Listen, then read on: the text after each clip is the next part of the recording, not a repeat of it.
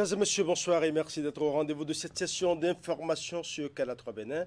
Voici les titres du journal. Signature ce jeudi de 3 conventions entre la République du Bénin et l'Union européenne. Il s'agit d'une convention de financement qui soutient le programme d'action du gouvernement de Deuxième Génération. C'est un protocole de signature qui entre en droite ligne des nouveaux défis de développement économique et social du Bénin. Au total, 3 projets et programmes sont au cœur du projet pointé du doigt. Les détails dans un instant. Nous parlerons également dans ce journal de la cérémonie de lancement de la phase 2 de la première phase du microcrédit à la FIA qui s'est révélé être une réussite du gouvernement et de surcroît un soulagement pour les bénéficiaires de la cérémonie officielle qui s'est déroulée dans la commune de Commencé ce jeudi 14 juillet. Les détails dans ce journal. Et bien évidemment, pour couper court aux rumeurs, le désormais ancien président de la Cour constitutionnelle est monté au créneau pour donner les vrais mobiles de sa démission. Dans ce journal, vous suivrez les explications du professeur Joseph Dioguenou. Eh bien, à nouveau bonsoir mesdames et messieurs, voici le journal de ce 14 juillet. Signature ce jeudi de 3 conventions entre la République du Bénin et l'Union européenne. Il s'agit d'une convention de financement qui soutient le programme d'action du gouvernement deuxième génération. Celle-ci va dans le même sens que les nouveaux défis de développement économique et social du Bénin. Au total, 3 projets et programmes sont pointés du doigt. Clément Chadé pour les détails. C'est un acte qui consacre la signature de conventions de financement par le gouvernement avec l'Union européenne. 3 au total, elles sont signées sous la supervision du ministre d'État Romuald Wadaï. D'un coût global de 16 milliards de francs CFA, les dites conventions s'inscrivent dans le cadre du programme d'action du gouvernement, un programme indicatif multi-annuel qui couvre la période 2021-2027. La cérémonie de ce jour souligne l'engagement réel et constant de l'Union européenne auprès du Bénin, que nous souhaitons poursuivre dans le cadre d'un partenariat ambitieux, moderne et tourné vers l'avenir.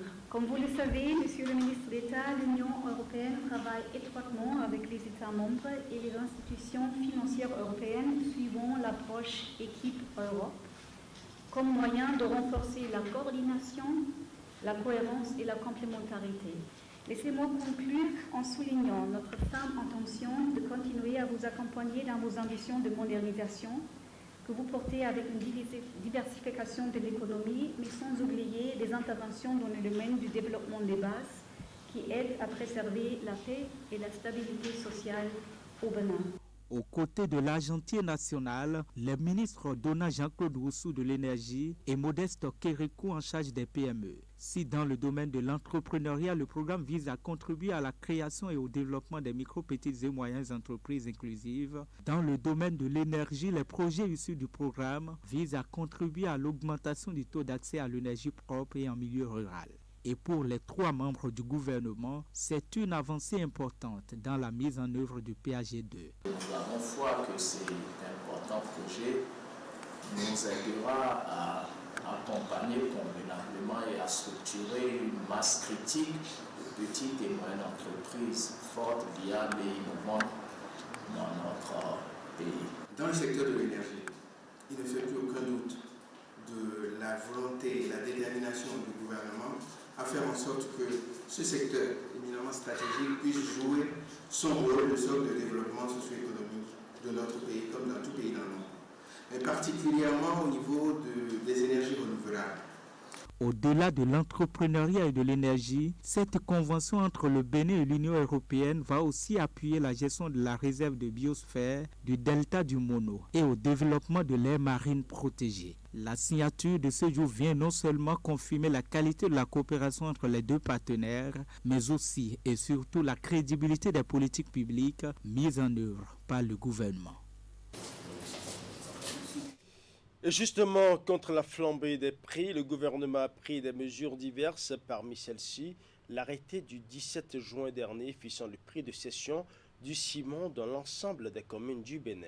Et justement, pour vérifier l'application de cette décision et des produits de grande consommation, une équipe de la direction départementale du commerce du jour et des collines étendues dans les marchés et autres espaces commerciaux des villes de Boycon et d'Abomey. Si par endroits le constat est satisfaisant, d'autres boutiques ont été mises sous scellé. Plus de précisions dans ce reportage signé Imet Hélène Amousso. J'ai été alerté que effectivement vous vendez l'huile au-delà du prix plafonné par le gouvernement. Nouvelle descente de la direction départementale du commerce dans les marchés de Boycon et d'Abomey. L'équipe a sillonné plusieurs boutiques, magasins et dépôts de vente de ciment. L'opération a permis à la délégation de procéder une nouvelle fois à la vérification des prix des produits de grande consommation et principalement celui du ciment. Nous avons parcouru assez de dépôts des supermarchés pour vérifier une fois encore ce qui se passe en matière de la commercialisation de l'huile végétale. Nous avons constaté qu'un effort est fait en matière de respect des différents prix de cession fixés par le gouvernement. Les choses ont augmenté de prix. En dehors de ça même, l'huile qu'on fait ici, ça a augmenté aussi de prix. Ça fait pratiquement 2 mois, tout est augmenté. Il n'y en a même pas. Le prix réel maintenant, c'est à 19 200. Avant, c'est 14 500. On vendait à 1100 francs et à 1200. Maintenant, ça a augmenté trop. C'est tout dans les espaces commerciaux des deux villes font suite à l'arrêté du 17 juin pris par le gouvernement portant fixation des prix de cession du ciment aux consommateurs en République du Bénin. La décision fait obligation aux commerçants de livrer les produits suivant le prix fixé par l'exécutif. Dans la plupart des lieux de vente, les contrôleurs ont fait un constat satisfaisant. Néanmoins, quelques-uns ont été sanctionnés pour diverses fautes. La non-facturation est une infraction au vu de la loi. Qu'ils vous souviennent que nous avons commencé la lutte il y a plus de 2 mois et que des opérations de sensibilisation ont été faites. Donc, pour l'heure, nous sommes à l'application stricte de ces différentes mesures prises. C'est pourquoi nous avons été obligés d'aller à des fermetures systématiques pour ceux qui ne respectent pas les différents prix fixés par le gouvernement. Au-delà de ce que nous faisons, malgré les efforts que nous faisons, il semble qu'après notre départ, les commerçants véreux retournent à leurs pratiques malsaines. Et c'est pour ça que nous appelons la population à collaborer avec nous. En plus de marquer sa présence sur le terrain, les nombreuses descentes de l'équipe de la direction départementale du commerce vont permettre de maintenir la veille quant au respect des prix fixés par les autorités. Les vérifications sonnent aussi comme un rappel à l'ordre, mais aussi une répression contre les indélicats. L'exercice vise également à protéger les consommateurs contre les abus des vendeurs. Ce geste sera de plus en plus réédité, selon le directeur départemental. Parlons à présent d'une application conçue pour booster votre business et qui est désormais disponible. C'est la toute nouvelle innovation du réseau de téléphonie mobile MTN. YellowBiz vous permet de profiter d'un emplacement préférentiel pour mettre en avant vos produits ou d'ailleurs vos services. Le lancement officiel de cette plateforme a réuni à l'hôtel Golden Tulip toute l'équipe de MTN et bien évidemment quelques chefs d'entreprise. Voici le compte rendu. Vous recherchez une très forte visibilité pour vos services et produits sur Internet. Le réseau de téléphonie mobile MTN met à votre disposition un outil révolutionnaire, YellowBiz, une application conçue pour booster votre business. YellowBiz se compose de 4 univers. Bon plan pour profiter d'un emplacement préférentiel afin de mettre en avant vos produits et services. Service pour lequel les utilisateurs accèdent à l'ensemble des solutions souscriptives. Actualité pour vous tenir au courant des informations au Bénin, en Afrique et dans le monde. Et enfin, annuaire permettant d'afficher par catégorie l'ensemble des entreprises répertoriées se trouvant dans un rayon de 10 km. Aujourd'hui, nous sommes donc particulièrement enthousiastes car l'innovation que nous présentons est une plateforme unifiée de visibilité digitale pour toutes les entreprises, qu'elles soient grandes, petites ou moyennes, formelles ou informelles. Dans un monde devenu de plus en plus numérique, l'application vous permet aussi de profiter de l'ensemble des services MTN et vous tient informé également des informations géopolitiques en Afrique et dans le monde. Ce nouveau produit vient pour aider tous les entrepreneurs qui n'ont pas les moyens, les commerçants, à faire la promotion de leurs produits. Comme vous le savez, la plupart ont des produits, mais la promotion pose toujours un problème. À travers ce nouveau produit, nous voyons comme une solution qui vient une fois encore régler le problème de distanciation qui nous permet, quelle qu'en soit votre situation, de pouvoir vendre tout ce que vous avez. Une application qui séduit déjà le monde des entrepreneurs. Les prix des différentes offres varient entre 5 000 et 10 000 francs CFA. Quel que soit le niveau de votre offre, l'annonceur dispose d'une page dédiée pour présenter son offre et un bouton d'action pour générer du trafic ou des opportunités. L'application est téléchargeable sur App Store et Google Play. Et justement pour aider les populations démunies et surtout les femmes à se rendre autonomes, le gouvernement a entrepris l'allocation de microcrédits. La première phase dénommée Microcrédit à la FIA a été une réussite du gouvernement et un soulagement pour les bénéficiaires. Pour les encourager et les aider davantage, il a été procédé au lancement de la phase 2 et évidemment de la commune de Pomoncel ce jeudi 14 juillet. Les détails avec Assiomakani Assiowa. Plus de 1000 jeunes âgés de 21 à 35 ans sont en lice pour l'obtention d'un de ces engins à 2 roues de la marque de moto électrique M-Moto. À l'arrivée, 500 vont pouvoir bénéficier chacun d'une moto dont le premier montant de garantie est assuré par MTN Bénin. Le géant du GSM entend ainsi donner vie à des idées d'entreprises novatrices que portent ces jeunes gens et dont ils vont réussir à persuader les jurés en face. Le groupe MTN a choisi de placer les activités du 21 Days of Yellow Care de cette année autour du thème de outiller nos communautés pour une reprise économique. Au Bénin, nous avons choisi de cibler la jeunesse et le domaine du transport par moto. Pourquoi la jeunesse? Parce que c'est la composante principale de notre société, mais aussi c'est l'une des plus vulnérables aux difficultés économiques. Une fois que MTN s'est acquitté du premier paiement pour permettre l'accès à la moto, nous ferons ensuite, nous aurons l'obligation que nous nous sommes faites de mettre ces jeunes-là en contact avec différentes plateformes de partenaires, de responsables d'entreprises qui ont besoin de ces services-là. Nous accompagnerons ces jeunes-là également avec des formations pour leur permettre, pour ceux qui veulent, de se mettre en pool et de créer des pools d'échange pour permettre les échanges d'expériences et permettre à chacun de grandir. Bon nombre de partenaires accompagnent l'initiative. Le Centre national de sécurité routière, l'Agence nationale pour l'emploi et en premier, l'entreprise productrice de ces motos électriques.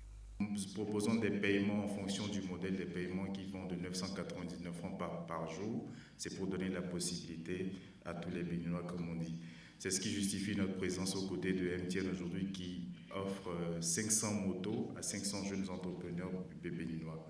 21 Days of Yellow Care est une campagne d'action caritative des agents de MTN Bénin en cours depuis plus d'une décennie. Après la pause de 2 ans due à la pandémie de Covid-19, le programme social reprend cette année 2022 pour impacter considérablement la jeunesse, à l'instar des autres éditions. Parlons à présent de l'atelier d'actualisation du plan d'actualisation des secours en cas de catastrophe, plan Orsec.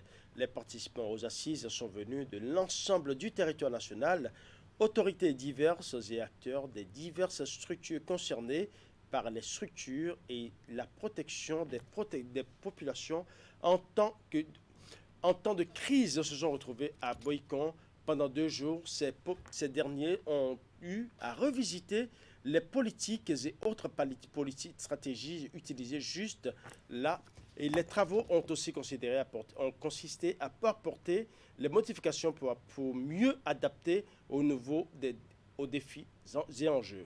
Voilà les résultats. Hélène, Imetel Lamosso pour les détails. Actualisé en 2015 pour les nécessités d'adaptation, le document est à nouveau en relecture. Le plan national d'organisation des secours en cas de catastrophe, plan Orsec, est l'un des outils de prévention des risques et de gestion des catastrophes. Il est élaboré et mis à la disposition des différentes autorités et acteurs à divers niveaux. Le plan Orsec permet à ces derniers d'apporter une réponse efficace et coordonnée en cas de besoin. L'élaboration d'un plan d'organisation des secours en cas de catastrophe répond à un double objectif. Il s'agit d'une part de gérer à partir d'une bonne politique de coordination des événements exceptionnels, perturbateurs ou récurrents, et d'autre part d'apporter une réponse à l'urgence. Pour renforcer les capacités de coordination des situations de catastrophe d'une part, et la recrudescence de nouveaux risques comme le terrorisme et les aléas hydroclimatiques d'autre part, le Bénin s'est engagé dans une démarche d'actualisation périodique de son plan Orsec. La recrudescence de nouveaux risques oblige les divers acteurs et structures concernés à revoir ainsi qu'à renforcer les stratégies d'intervention. Réunis à Boïcon, ils sont venus de l'ensemble du territoire pendant 2 jours. Ils ont visité les documents de référence, puis les grandes articulations du plan. Les assises ont aussi été l'occasion d'intégrer de nouvelles propositions en tenant compte des nouveaux défis et enjeux. Au niveau du département, le préfet, en tant que président de la plateforme départementale de réduction des risques de catastrophe, dispose d'un outil lui permettant d'organiser efficacement les secours en cas de catastrophe. Il s'agit du plan Orsec. L'actualisation du plan Orsec vient donc à point nommé pour permettre au préfet d'assumer au mieux son rôle de manager des risques au niveau de son département.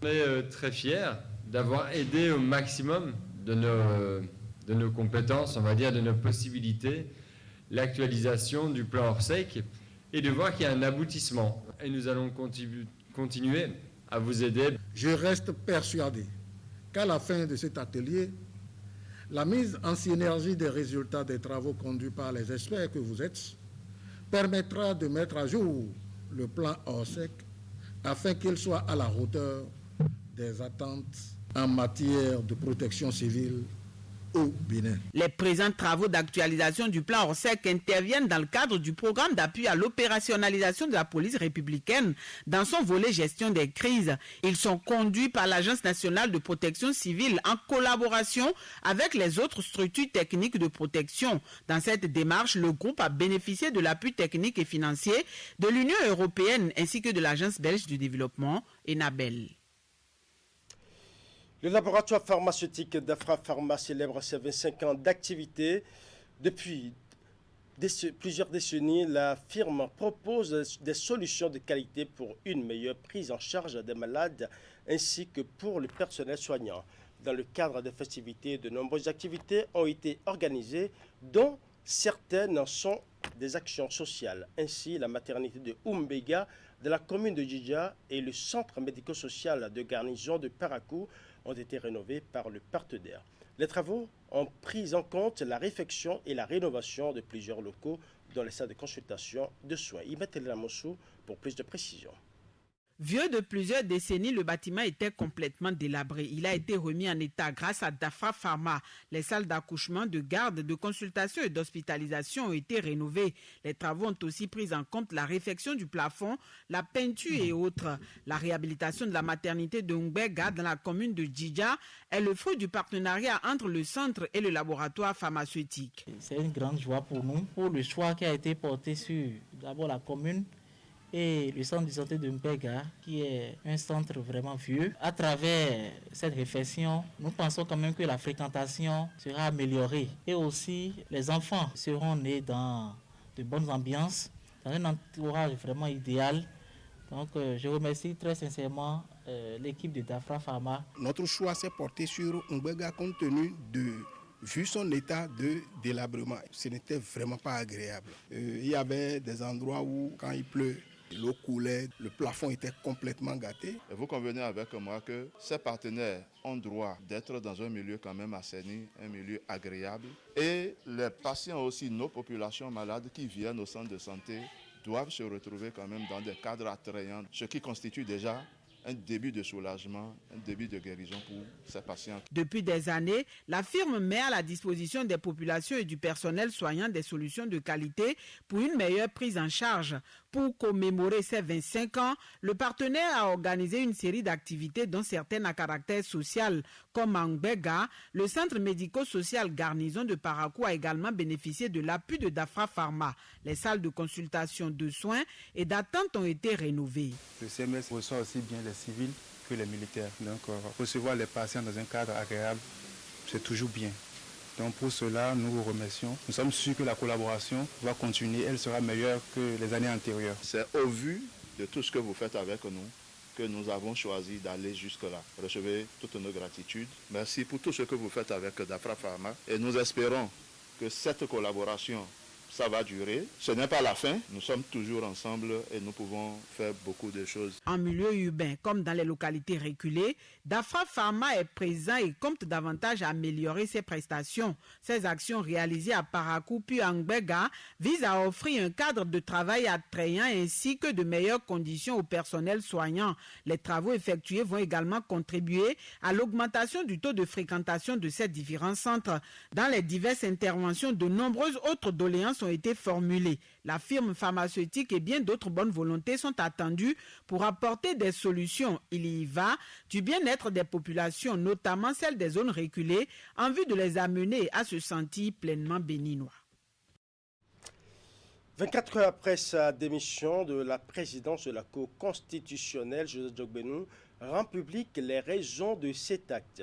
C'est à la faveur d'une déclaration de presse faite ce mercredi à Cotonou, déclaration dans laquelle l'avocat dit avoir accompli ses objectifs à la Cour constitutionnelle et que désormais sa place est au sein de la classe politique nationale. Voici un extrait des propos du professeur Joseph Djogbenou qui aura passé 4 années à la tête de la Cour. 4 années.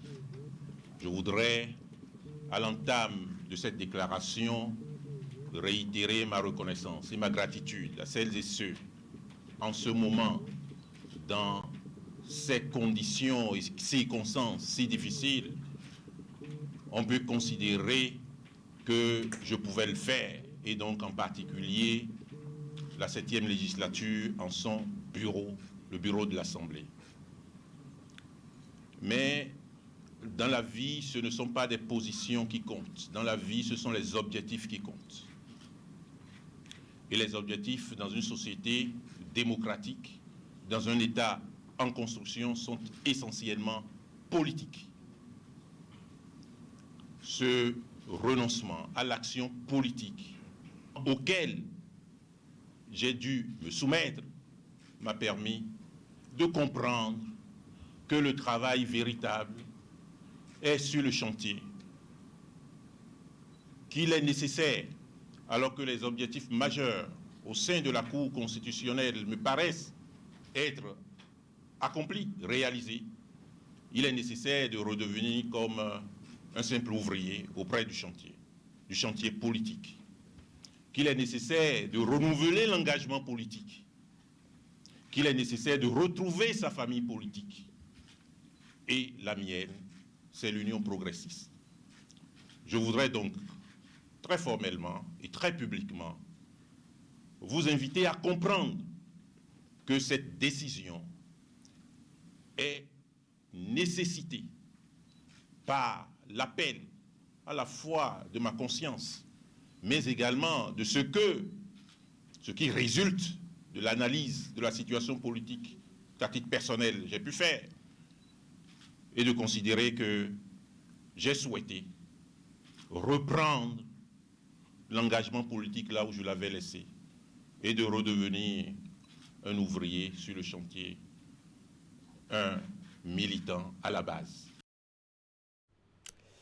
Le désormais ancien président de la Cour constitutionnelle a été ensuite questionné sur le timing de cette démission, tout comme des ambitions que l'opinion publique voit derrière l'acte, sa future destination est-elle vraiment le Parlement pour la prochaine législature?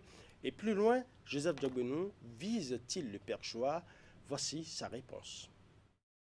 Je suis candidat à tout ce que le parti me demandera de faire. Mais il faut quand même souligner que les fonctions les plus éminentes sont exercées par les militants les plus simples mais les plus engagés.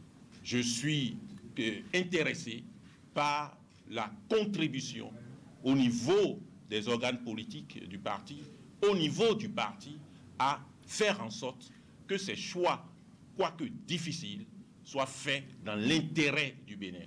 Et donc, mon intention n'est nullement d'occuper une fonction déterminée, mais de me remettre dans le débat politique, mais de me remettre dans l'engagement politique, mais de me remettre dans la construction politique.